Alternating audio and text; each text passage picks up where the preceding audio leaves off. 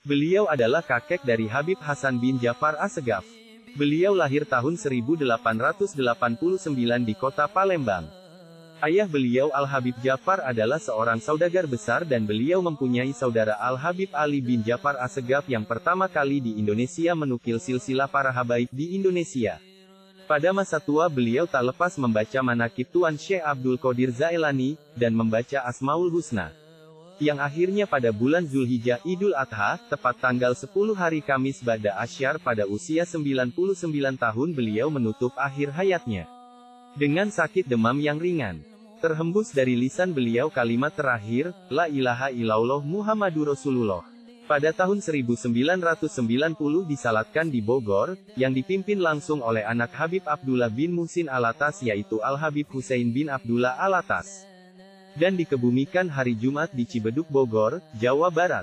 Di masa kecil beliau menghafal hadits Arba'in An-Nawawiyah, Zubat Kitab, dan Kitab Muwatta Imam Malik pada usia 15 tahun. Pada umur 20 tahun beliau berguru dengan Al-Habib Ahmad bin Hasan Alatas, Hadramaut dan Al-Habib Ali bin Muhammad bin Husain Al-Habsyi.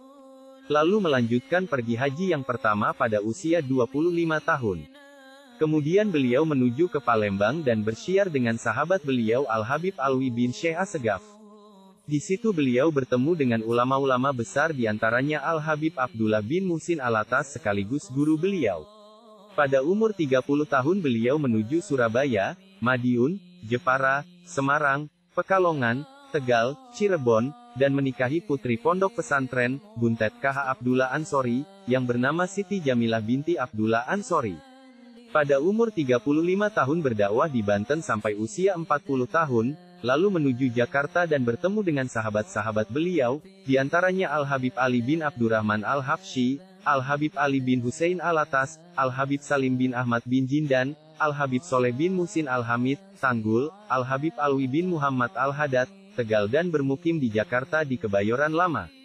Masa muda beliau diisi dengan berdakwah dan menuntut ilmu bersama Al-Habib Abdullah bin Muhsin Alatas dan Al-Habib Utsman bin Abdullah bin Akil bin Yahya guru-guru Habib Umar bin Ja'far As-Sekaf, Habib Ahmad bin Hasan Alatas, Habib Ali bin Muhammad bin Husain Al-Habsyi. Satu di antaranya, beliau dikepung di zaman gerombolan perampok, lalu ditanya, siapa yang menyuruhmu kemari, wahai orang yang berjenggot putih? Spontan beliau mengatakan, Allah.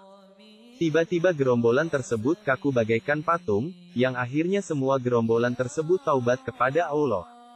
Suatu hari ada orang yang datang kepada beliau dengan pakaian compang camping lalu beliau berkata, selamat datang wahai Nabiullah Khidir. Dan memberi ijazah kepada beliau doa sapu jagat sebanyak 15.000 kali setiap hari.